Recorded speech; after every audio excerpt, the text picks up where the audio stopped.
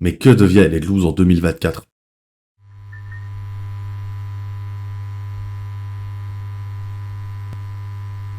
Salut à toutes et à tous. Bon, aujourd'hui on va aborder Let Loose. Donc on va faire un peu de contexte et expliquer d'abord qu'est-ce qu'est Let Loose. Et Let Loose, de sa traduction L'Enfer se déchaîne, est un jeu développé par un petit studio australien nommé Black Matter. Initialement annoncé via une campagne de crowdfunding sur la plateforme Kickstarter en 2017, il a réussi à obtenir 220 000 $, ce qui lui a permis de lancer le développement. Il sort finalement en accès anticipé en 2019, en juin 2019 pour être plus précis, sur Steam. Par la suite, il sortira sur d'autres consoles, telles que la PS5 ou la Xbox. Il est développé actuellement sur le moteur Unreal Engine 4, qui fait que c'est un moteur relativement courant, donc plutôt bien optimisé. Pour les connaisseurs, Let Loose est régulièrement comparé à ses homologues tels que Squad ou Squad 44, anciennement appelé Postscriptum. Pour commencer, comment se déroulent les parties? Le concept est plutôt simple. Nous incarnons un soldat participant aux opérations les plus emblématiques de la Seconde Guerre mondiale.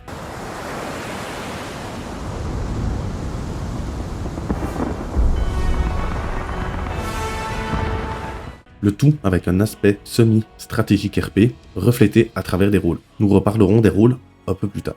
En général, les parties se déroulent en 50 contre 50, ce qui donne des parties très bien animées. Les objectifs sont plutôt clairs, écraser l'équipe adverse. Une grande variété de maps s'offre à nous. Ces maps sont généralement inspirées d'opérations de la Seconde Guerre mondiale. Elles sont rajoutées au fur et à mesure des mises à jour. Par exemple, nous avons eu à un moment le front, la bataille des Ardennes. On a eu aussi la bataille de la ligne Siegfried, donc tout ce qui est forêt d'Urgen, colline 400 et tout ça. Donc ça, au fur et à mesure de l'évolution du jeu, du contenu est ajouté. Donc le jeu n'est pas abandonné. Sur ces cartes, reprenant les théâtres les plus emblématiques de la Seconde Guerre mondiale, chaque équipe apparaît à l'opposé. Il y existe deux modes de jeu principaux. Le mode le plus courant, qui est le mode Warfare. Ce mode de jeu se déroule sur une durée de 2 heures maximale. 5 points d'intérêt. Chaque équipe spawn avec 2 points d'intérêt déjà capturés pour eux. Ils doivent contester d'abord le point central. Ensuite, pour obtenir la victoire, il faut soit obtenir les 5 points pour une seule équipe, soit à la fin du temps, obtenir le plus de points. Un exemple, au bout des 2 heures, si une équipe possède 3 points sur 5, cette équipe est déclarée vainqueur. D'ailleurs, c'est généralement la plus grande cause de victoire. Ensuite, nous avons le mode offensive. Le mode offensive, il est très simple. 5 points qui appartiennent à une équipe, qui doit les défendre, et ensuite, en face, nous avons l'équipe qui doit attaquer. Cette équipe dispose d'un temps beaucoup plus réduit, qui s'additionne grâce à la capture de chaque point. L'équipe de défense ne peut plus recapturer ses points par la suite. La victoire ne se joue qu'à une seule chose. La victoire de l'équipe attaquante doit absolument être la capture totale de tous les points. Si vous avez 4 points sur 5 à la fin du temps, vous avez perdu. Si vous avez 5 points sur 5, vous avez gagné. Par contre, la défense, évidemment, si vous restez un seul point à la fin du temps, vous avez quand même gagné.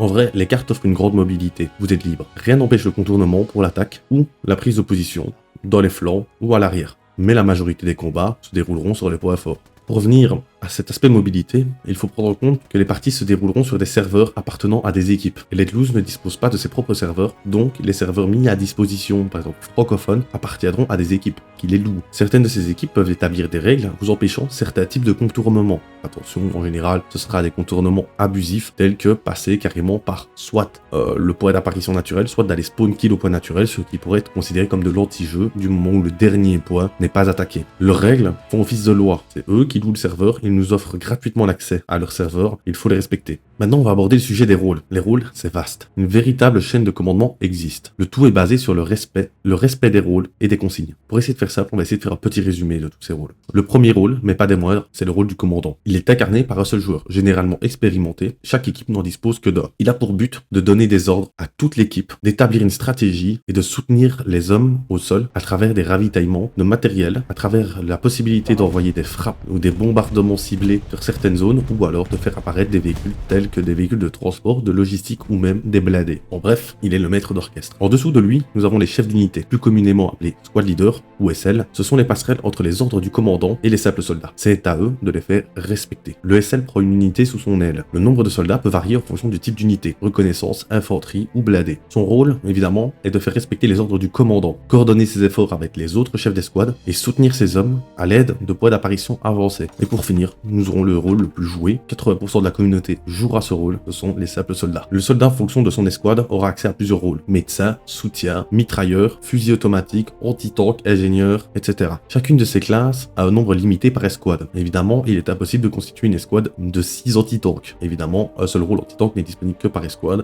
Un seul mitrailleur lourd est disponible par escouade pour éviter les abus. De plus, chaque classe possède ce qu'on appellera des kits. D'ailleurs, ces kits, en fonction de votre faction, allemand, russe, américain, anglais aura un équipement changeant. Pas seulement les armes, mais aussi les accessoires. Pour un exemple, l'anti-tank allemand possède un lance-roquette appelé Panzerschreck, mais peut changer de kit et avoir la possibilité de construire un canon anti-tank sur certaines positions. Ensuite, nous aurons forcément des escouades de blindés dirigées par un chef de char, qui sera en général le SL, un tireur et un pilote. Ces escouades de blindés auront pour but d'affronter d'autres blindés, évidemment, de soutenir l'infanterie de plus, et aussi de prendre certaines positions fortes. Nous aurons aussi un dernier type d'escouade qui seront les escouades de reconnaissance. Les escouades de reconnaissance seront constituées d'un chef d'escouade et d'un tireur. En général, c'est ce qu'on va appeler le sniper. Le sniper n'est pas disponible pour tout le monde. Désolé Jean Gotaga, tu ne pourras pas jouer le sniper en infanterie, il faudra absolument rejoindre une escouade de reconnaissance avec le chef d'escouade qui servira de spotter, le tireur, et ces squads ont généralement pour but de repérer le matériel ennemi, les mouvements de troupes, ou alors d'aller taper sur la gueule des joueurs artillerie. Et là, on va parler justement des joueurs artillerie. Les joueurs artillerie, en général, ce sera une escouade d'infanterie qui aura décidé de prendre des canons d'artillerie. Les canons d'artillerie sont disponibles dans les spawns naturels. Ces canons ont une puissance de feu considérable. À l'aide de certains outils Internet qui nous permettent de calculer certaines trajectoires encore plus précisément, ces canons d'artillerie sont d'une violence sans pareil. Ils font pleuvoir les enfers sur le champ de bataille. 3 artilleries qui tirent avec 2 opérateurs, un tireur et un chargeur sur chaque artillerie peut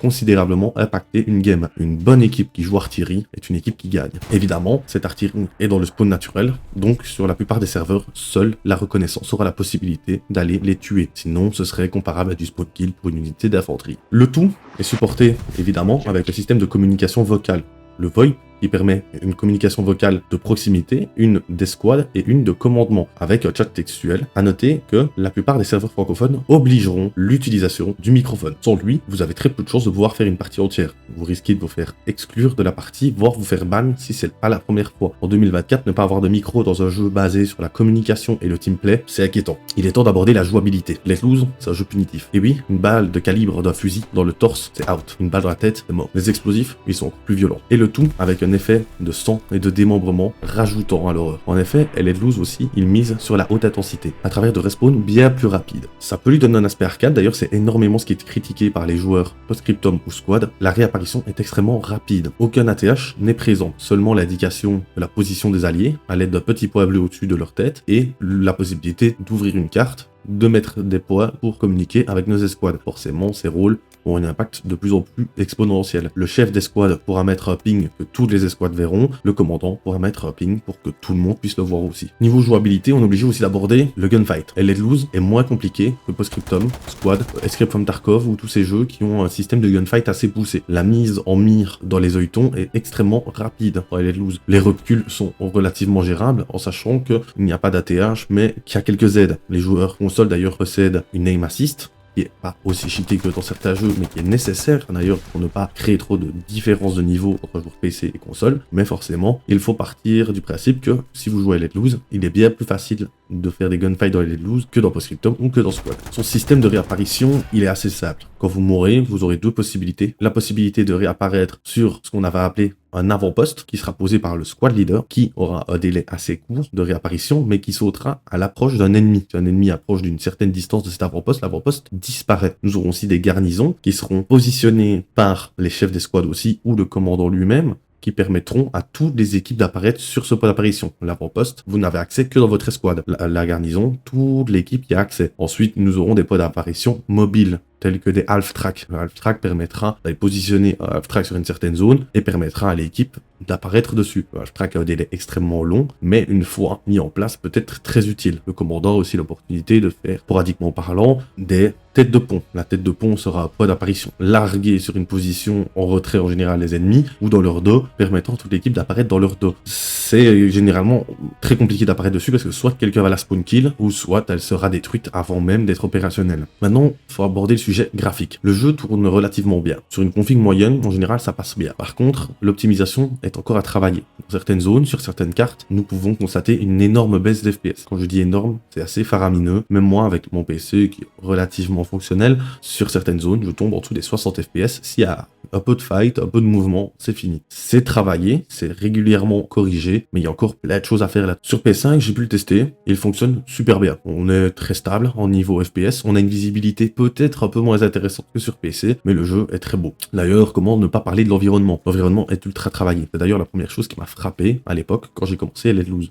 Entre une forêt dévastée par un bombardement en proie aux flammes, des tranchées avancées, paumées au fin fond d'une forêt, où des ennemis auraient établi une place forte histoire de pouvoir couper certaines lignes ou certaines transitions, ou dans un village de nuit, dans la neige, et se faufiler au clair de lune pour prendre une ligne, le jeu a une ambiance incroyable. Le souci du détail a été mis. Tous les bâtiments ne sont pas interactifs, mais quand ils le sont, ils sont meublés. Nous avons des vrais décors, des coups d'artillerie, avec la pièce d'artillerie toujours en position, avec les cartouches vides, plus des casques abandonnés par-ci par-là, des cantines de soldats. On a vraiment un environnement qui a été meublé, et pas forcément que dans les points d'interaction. Partout dans la map, vous aurez des interactions. Si vous promenez même en tentant un contournement, vous tomberez peut-être sur une petite tranchée aménagée. D'ailleurs, forcément, l'ambiance niveau lumière, elle est incroyable. Évidemment, on aura toujours des petits filous qui baisseront leur graphisme au minimum dans l'espoir de faire une nucléaire, on dirait, dans leur tête sur Postscriptum ou Let Loose ou Squad, alors que forcément, baisser vos performances graphiques augmenteront votre vision, mais par contre, ne rendront pas l'expérience plus agréable. Le jeu ne prend pas en compte le principe de KDA, donc forcément, vous ne serez pas plus récompensé si vous faites un très gros KDA. Le jeu prend juste en compte le fait que vous ayez fait beaucoup de kills. Si vous mourrez le même nombre de kills, vous aurez le même taux d'expérience. Forcément, j'ai déjà parlé d'expérience, et c'est là que je vais aborder le sujet de qu'est-ce qu'il a de plus que les autres, qu'est-ce qui le différencie des autres. Pour ma part, c'est la progression à travers de l'XP. L'XP, il est disponible sur votre personnage principal, sur vous. Vous aurez un niveau propre à vous. En plus de ça, vous aurez de l'XP propre au personnage que vous aurez incarné. Si vous jouez le mitrailleur pendant une game entière, vous aurez de l'expérience sur le mitrailleur. À quoi il sert cet XP? Cet XP, comme tout à l'heure je l'ai dit, il y a des kits. Les kits d'armes nécessitent des niveaux sur votre personnage. Exemple, l'anti-tank de base, comme je l'ai dit tout à l'heure, qui avait juste le lance-roquette, il faut passer un certain niveau d'anti-tank pour avoir la possibilité de construire un canon de campagne. Donc il va falloir jouer ce personnage et gagner de l'XP. En plus de ça, nous aurons accès à des cosmétiques gratuits grâce à l'XP. Les cosmétiques payants existent, c'est un peu de la merde. D'ailleurs, les plus beaux cosmétiques sont gagnables avec l'expérience, donc c'est toujours appréciable d'avoir une progression. C'est d'ailleurs ce qui fait qu'ils se démarquent des autres jeux. Au bout de 500 heures de jeu sur Squad et Postscriptum, c'est vrai que des fois, j'aurais bien aimé un peu de progression, avoir l'impression de faire tout ça pour quelque chose. Alors je ne dis pas que la progression des Let Loose est un banger, mais c'est appréciable. On a l'impression de jouer pour quelque chose. Par contre, il faut noter que la progression est extrêmement lente. Le système de niveau est très très long. Actuellement, je ne suis pas très haut niveau, je n'ai même pas encore atteint le niveau 100, pourtant je suis presque à 500 heures de jeu. Encore un aspect positif, ce sera la simplicité dans le gameplay. Et Let Loose, c'est pas dur à comprendre, c'est assez vite, puis d'ailleurs forcément, c'est un jeu communautaire, les gens vous expliqueront comment faire si vous ne comprenez pas, c'est très facile. C'est pas aussi compliqué que Squad, où il faut poser une structure, la creuser, avoir les ressources, une caisse de soutien, en 2 secondes, l'objet est construit. C'est assez simple. Forcément, en plus, l'avantage de ce côté très arcade, ça permet de se dépayser. Nous aurons la possibilité de venir sur Let Loose en n'ayant aucune connaissance des jeux type RP ou réaliste et pouvoir prendre son pied, que c'est plutôt noob friendly. Forcément, un joueur qui n'est pas du tout habitué à l'univers du RP peut facilement s'incorporer, que ce soit dans les gunfights ou dans la logique. C'est pas aussi complexe que Squad ou Postscriptum. Ce sera beaucoup plus accessible pour les nouveaux joueurs. Encore un point positif, forcément, ce sera le côté communautaire, précisé plusieurs fois. Les communautaires, certaines teams organiseront de temps à autre des événements RP ou simulation ou alors reconstitution qui, pour certains passionnés, peut être très intéressant. Pour les défauts, il a les mêmes principalement que ses homologues. C'est un jeu communautaire et forcément, c'est aussi un défaut. Il dit plein de fois dans les qualités, mais c'est aussi un défaut. Les serveurs, ils appartiennent à des teams. Il n'y a pas non plus des millions de joueurs francophone, donc forcément, il est impossible de trouver une partie à 9h du matin en semaine. En semaine, 80% des serveurs où il y aura de la population ne seront actifs qu'à partir des heures de travail, donc 17, 23, minuit plus ou moins. Mais après minuit, c'est très compliqué de jouer, et pareil avant. Alors pour ceux qui font les horaires de pause, par exemple, moi à un moment j'ai fait du 6-2-10, que forcément, quand je faisais le matin, je pouvais jouer l'après-midi, mais quand je faisais l'après-midi, je ne pouvais plus jamais jouer au jeu. Ça peut être désagréable. Le week-end, évidemment, les heures de jeu sont prolongées, mais forcément, les serveurs français n'étant pas non plus très nombreux, on en dénombre 5 actifs en général, ça arrive à certaines heures de pointe que soit nous ne trouvons pas de place sur les serveurs, soit forcément, au moment où on trouve une place, la partie vient de se terminer, tout le monde va manger, le serveur est vide. C'est un peu casse-couille. À savoir que les joueurs console se retrouvent aussi sur la même plateforme que nous. C'est un jeu crossplay, j'ai oublié de le préciser. Faut aussi noter que forcément, encore aspect communautaire, le jeu dépend de sa communauté et il coûte beaucoup trop cher. Actuellement, il est à 49,99 sur PlayStation Store ou sur Steam. C'est beaucoup trop cher pour un jeu qui dépend à 100% 100% de sa communauté. Il devrait être entre 15 et 20 euros. C'est méchant à dire, mais un jeu où du jour au lendemain, si des plus gros serveurs francophones ferment, il n'y a plus de possibilité de jouer entre francophones, donc de communiquer convenablement, parce que forcément tout le monde ne parle pas forcément anglais, ça va être très compliqué, donc le jeu devrait être beaucoup moins cher. Forcément, aussi, il faut aborder le sujet de respawn. Le sujet de respawn est une qualité, mais à la fois un défaut. Dans certains cas, ce respawn intempestif peut provoquer certaines situations assez ambiguës. Exemple, vous voyez une squad qui vous contourne, vous réussissez à l'intercepter, vous tuez presque tous les membres de cette escouade, sauf qu'ils ont pensé à mettre une AP, un avant-poste. Ils vont réapparaître à une cadence tellement incroyable que si vous n'êtes que 2 ou 3 à tenter d'intercepter les ennemis, vous n'arriverez peut-être pas à pusher et à détruire cet avant-poste, donc ils reviendront en vagues successives comme si vous étiez tombé sur toute la Wehrmacht ennemie, ce qui peut être très frustrant et donc donner une impression d'avoir moins d'impact que prévu. Et forcément aussi le respawn intempestif fait que les médecins n'ont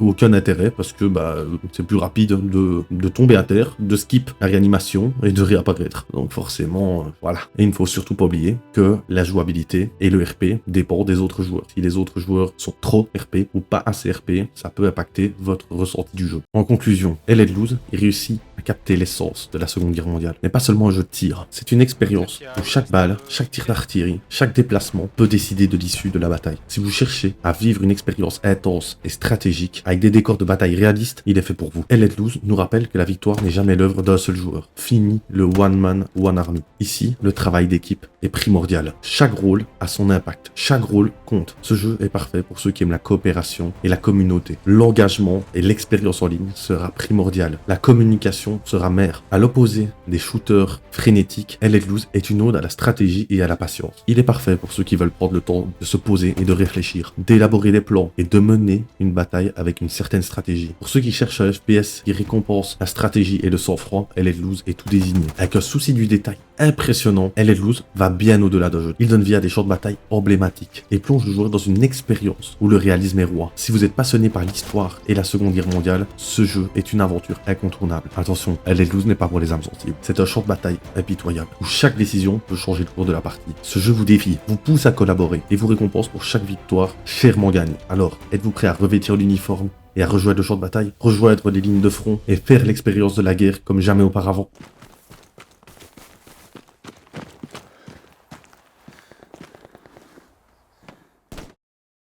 Alors merci à tous d'avoir regardé la vidéo jusqu'ici. Je vous invite à commenter, à liker, à partager, à vous abonner évidemment. On est bientôt à 500, ça fait toujours plaisir. Comme je l'ai dit précédemment, je vous remercie énormément pour vos retours sur la vidéo de War Thunder en 2024. Je vais essayer d'approfondir ce concept sur d'autres jeux. J'ai encore 1001 jeux à faire. Merci pour vos commentaires, ça m'aide à m'améliorer, à pouvoir mettre le doigt sur ce que j'aurais pu, ou ce que je devrais dire, ou ce que je ne devrais pas dire, qui n'est peut-être pas toujours pertinent, de mes oublis aussi évidemment. Je vais essayer d'améliorer la qualité du contenu. D'ailleurs, je vous invite à aller regarder les autres vidéos que j'ai fait pour le moment. Ça fait toujours plaisir. Merci à tous. N'hésitez pas à me donner des suggestions sur certains jeux parce que j'en ai des milliers des jeux. En fait, littéralement, j'ai des milliers de jeux à faire. Ciao.